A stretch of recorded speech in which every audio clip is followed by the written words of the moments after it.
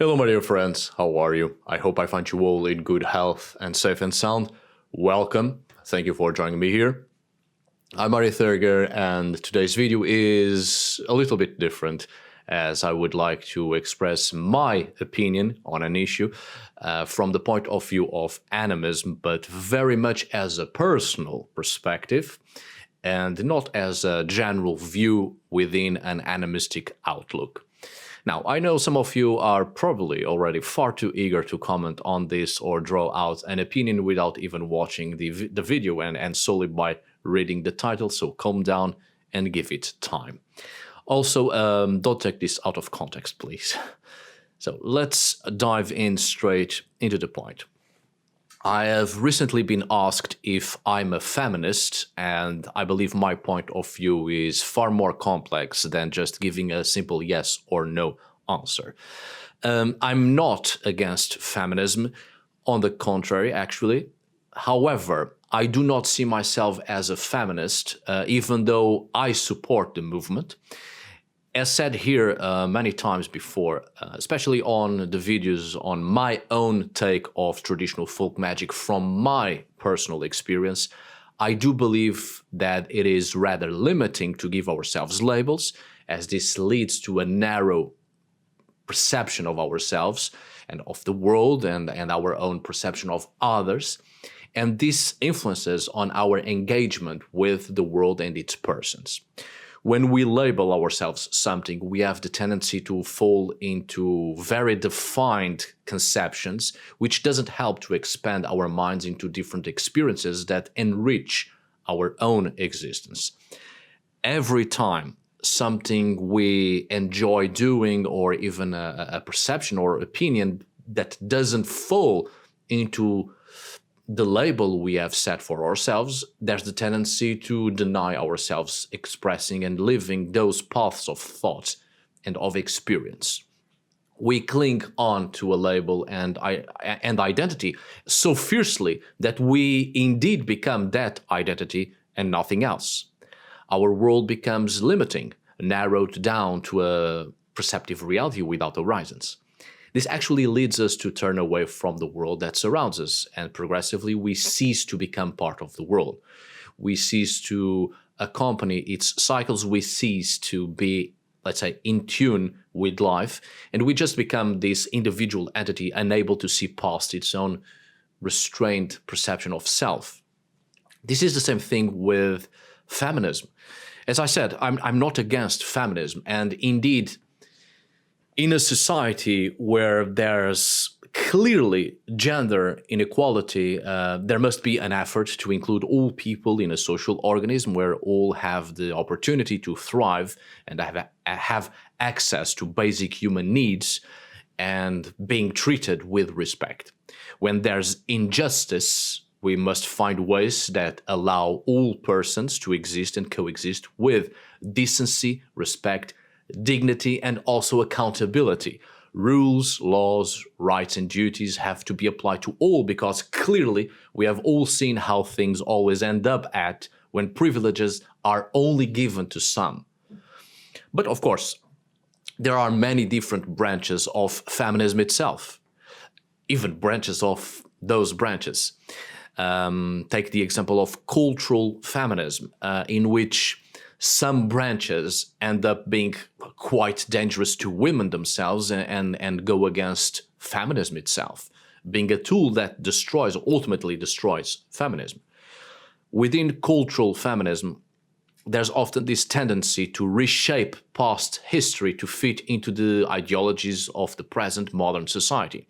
And even though such ideologies may be good, and implementing them is necessary, sometimes the way in which they are presented or enforced ends up leading into the exact opposite direction.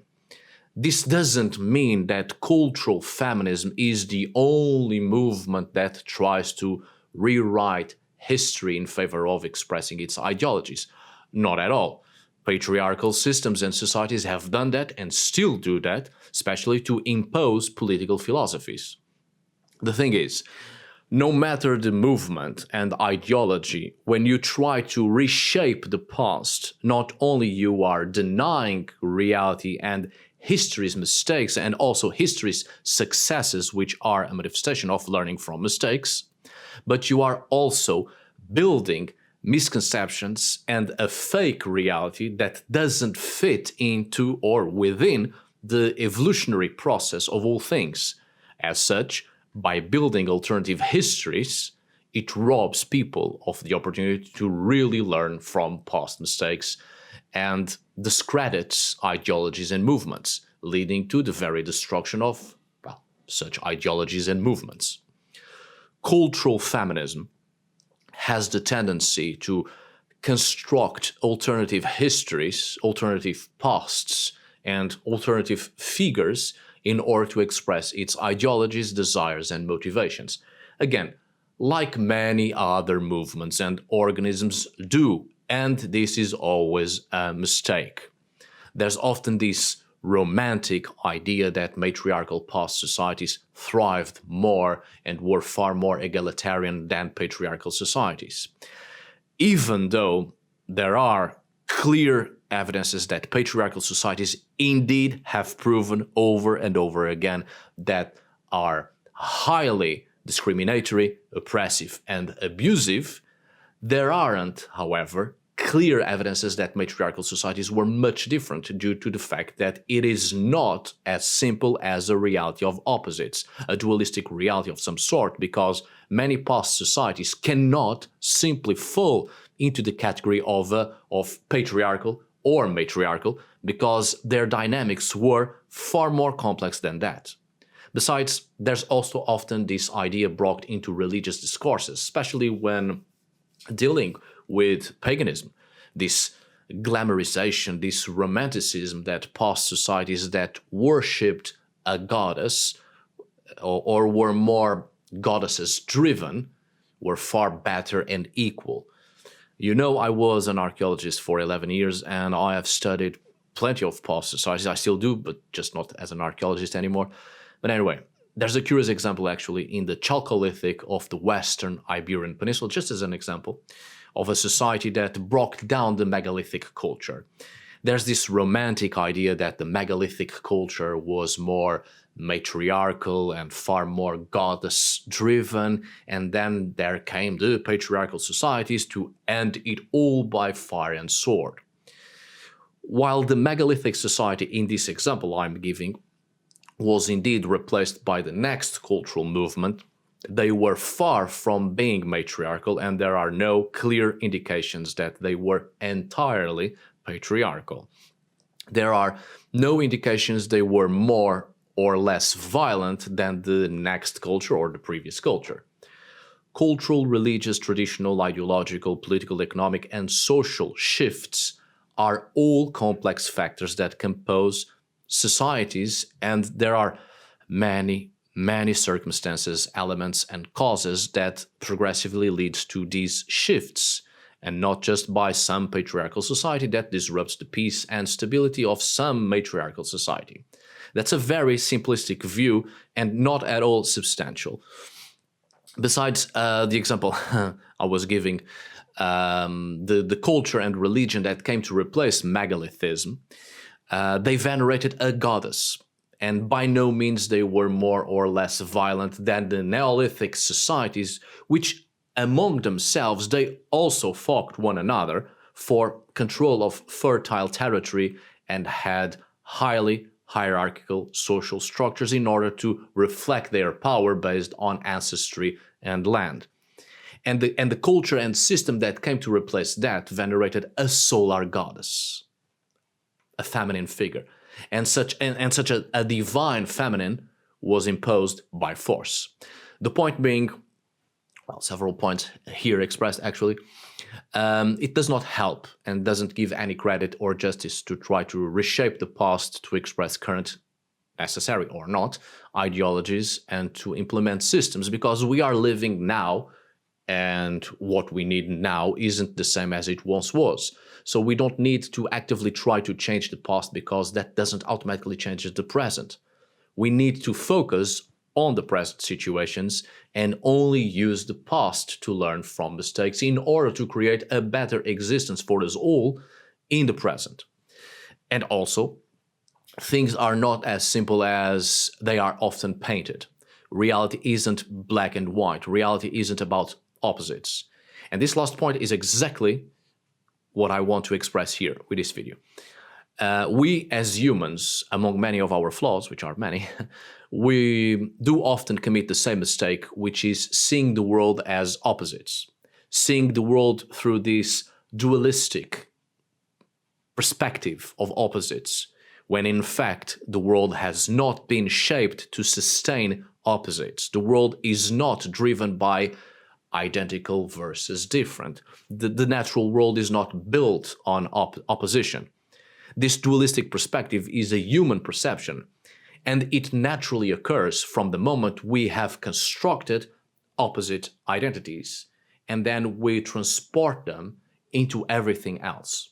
We have very fixed notions about gender, and we often have this opposite of masculine and feminine. Right there, we have already forced upon ourselves a view of opposites, which not only is quite limiting and does not correspond to the actual natural reality and cycle of all things, but it is also quite dangerous. A feminist view can be as destructive as a machist view, because we are dealing with a focus on gender, which ultimately leads to imbalance and unsustainable existence. Human beings aren't simply opposites, where you can actually find a dual existence of beings in perfect accordance to the gender identifications we have agreed to be natural and right.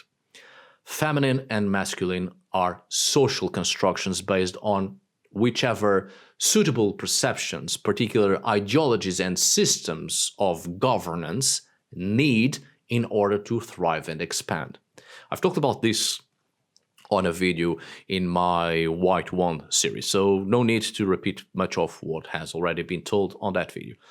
The point is, a patriarchal system, mind you, a patriarchal system isn't the answer, but the matriarchal system isn't the answer either.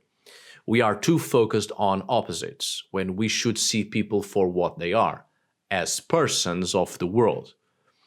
We should treat people as persons, as beings based on their existence, based on the respect for life, and not based on gender, especially taking into consideration that we have very fixed views on gender, which do not correspond to the multiplicity of existences of human persons and the way they are naturally built. A person cannot be more or less masculine or feminine. That doesn't exist. A person, an individual, is an individual, built the way it is built, expressing itself the way it is natural to that person. When we fix a notion of what it is to be masculine and or feminine, we are imposing an illusion, and small wonder why people are so often completely disoriented and confused about who they really are and how to express themselves.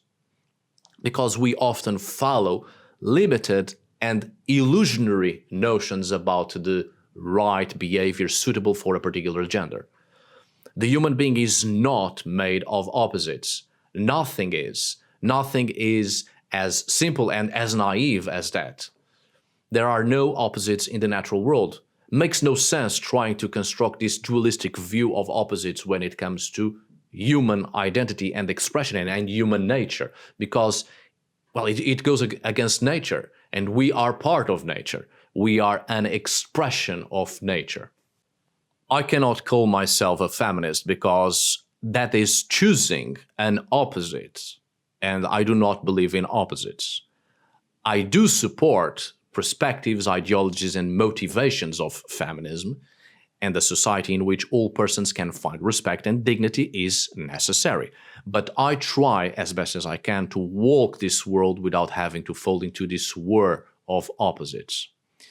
We have this understandable, mind you, understandable tendency to follow one side or the other every time one particular system doesn't work, so we jump into its opposite.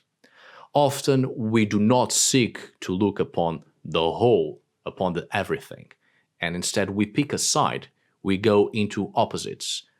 And that tendency drives us to always pick inequality, discrimination, unfairness, because we continue to believe in opposites. Therefore, we see the world as opposites, and in opposition, there's never space for equality, fairness, and tolerance. We are not opposites.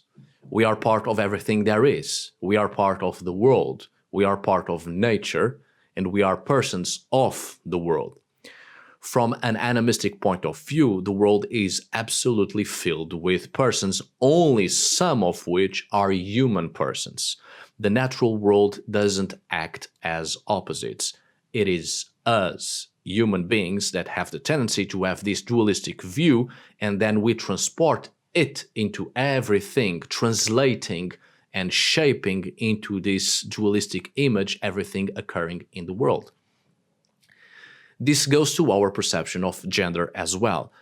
Gender is not fixed. Gender is a multiplicity of identities. There is no right or natural way to express feminine or masculine. There's just human expression of self according to the ways we have been naturally built, and we try to express ourselves under such circumstances of existence that naturally occurs in the world. Masculine and feminine is not a fixed expression. When we talk about patriarchal and matriarchal, we talk about opposites. When we talk about divine feminine and divine masculine, we talk about opposites. Even though patriarchal systems clearly have many errors that have been leading us into total self-destruction, sorrow, and misery, the solution to patriarchy is not a matriarchal system. We think this is the solution because we have the tendency to seek out opposites, but the opposite to patriarchy is not matriarchy. Just the same way the opposite of a human is not an animal. The solution does not lie in seeking opposites. The solution lies precisely in the destruction of opposing thoughts. We have to get rid of this highly flawed perception of opposites. Not only we live in this world, we are also part of it and its cycles. Humanity and civilization should not be the opposite to nature, but rather part of it, because it very much is actually. We should not treat people based on gender. We should treat each other as living persons of this world, not as male or female, but as persons. We should conduct our efforts and existence towards systems that vision to create societies that increasingly manifest themselves as organisms that are part of nature, where the human being is just another person in the natural world and is part of the natural world and is within and exists in a whole and not as an opposite. You see, in religious terms and becoming more animistic in our perception of the world and how we create relationships of all sorts with others, divine masculine and feminine should not play a part in this. Those notions are flawed. There's no sacred feminine and sacred masculine, because life is sacred and sacredness is not found in oppositions, as opposition itself destroys sacredness, because opposition will always emphasize something better on one side, which ultimately already created the illusion that the other side has something wrong, worse, or simply isn't worth mentioning or looking into, because we already agree that one side is the opposition of another. Divine feminine and divine masculine will always focus on gender and a dualistic view of gender, which just doesn't correspond to the reality of the nature of multiple living existences. Besides, This dualistic gender identification is something we apply to humans under the general classifications of gender we have created for ourselves. But this does not occur within the reality of non-human persons of this world, where not only gender roles are not clearly defined, as we do, but expressions of gender identifications do not go in accordance to what we have stipulated for ourselves, which in itself also often goes against what it means to be a human. A human isn't a fixed expression of nature that acts in opposites. A human is a multiplicity of thoughts and experiences and of cycles, which will express itself in a multiplicity of ways if it is allowed to exist outside the notion of opposites. For as long as we try to see in opposites and behave and express ourselves in such a dualistic form, we will shift our attention and actively exclude ourselves from nature. As such, we place ourselves outside of it, and we become the opposite of nature. When we forcibly try to be the opposite of something we are very much part of and cannot escape from, we disconnect from reality. We lose ourselves because we lose meaning, we lose connection. It's like a spirit that lives in a body and form from which it cannot escape and is forced to behave according to the stipulated and illusionary rules that have been collectively agreed upon and accepted for that body without taking into consideration the true nature of the spirit. When we so frequently deny the nature of our existence and fall into fixed notions of what we should or should not be, we abandon personhood. We abandon, neglect, and deny, and we cannot possibly understand the cyclical changes and the impact nature has upon us. Therefore, we lose ourselves. We become listless, lethargic, lifeless, and we wither and disappear. Opposition forces us to choose a side that doesn't go in accordance to nature, doesn't go in accordance to our own nature. Opposition leads us away from the whole, and nature is the whole. It is everything, and does not deal, and it is not driven by opposition, but by cyclical and multiple expressions intertwined, embracing and supporting each other.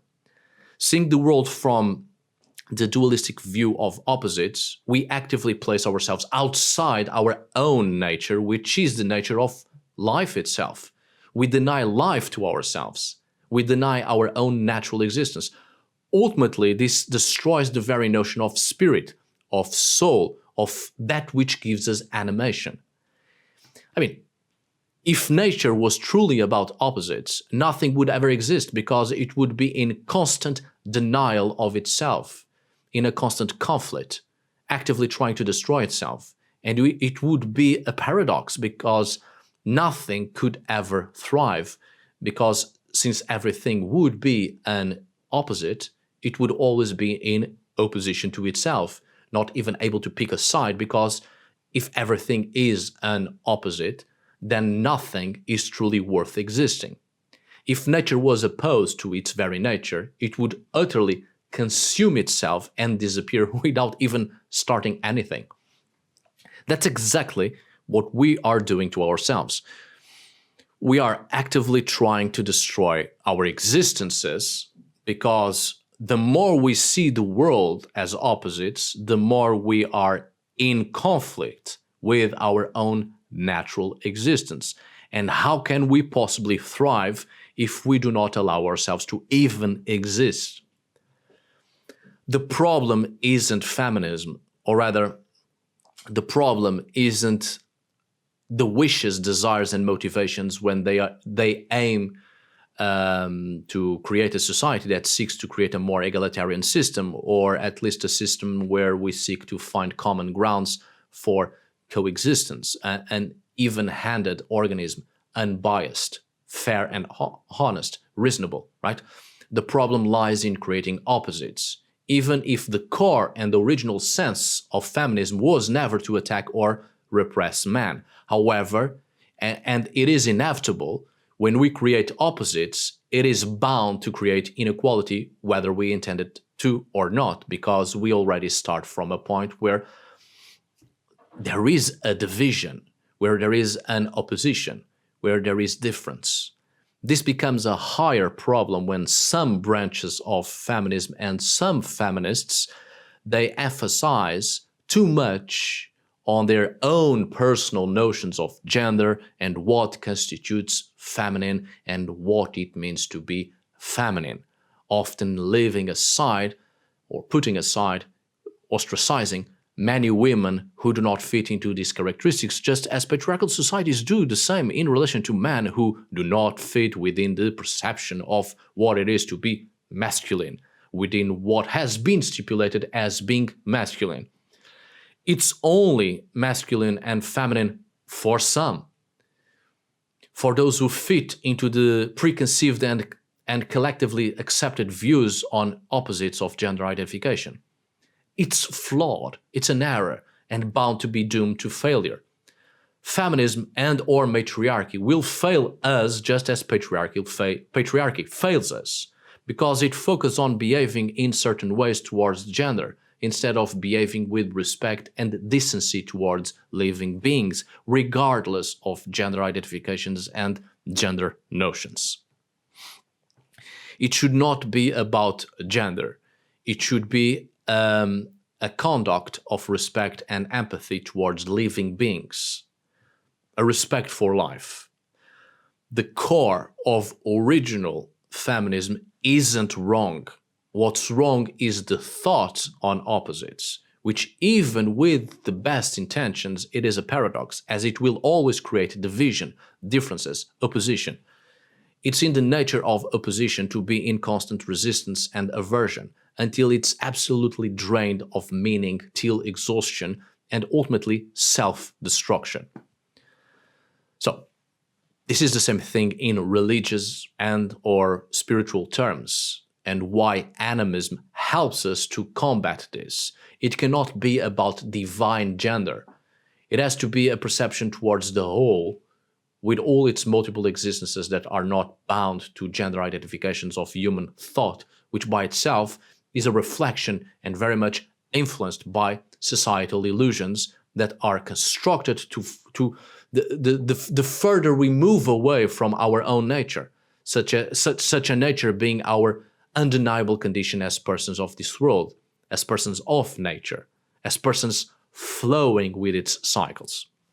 Nature is us, and we are nature. I'm not trying to exclude the diversity of gender by stating that we are all part of the same whole of nature. On the contrary, I am acknowledging the diversity of gender, which is part of this whole of nature. It is nature. Diversity is within nature, and we are part of it. Fixed gender identifications will only and always exclude us from nature and its realities, because we force ourselves to live under this limited, dualistic view of opposites that makes no sense, and it is rejected by nature itself. There is no feminine and masculine. There's no divine or sacred feminine and masculine. There's persons of this world, living beings that are deserving of respect and decency and deserving of existing and expressing themselves as they naturally are, as they have been born, right? My dear friends, I don't know if I was clear enough with this message, and I don't know if the point was understood. But anyway, it's a perception, a perceptive reality, I think. So think about it. Dear friends, thank you so much for watching and for listening, of course. As always, thank you for today. Until we meet again, my dear friends. Hello, my baby. Hello, my darling. Yeah.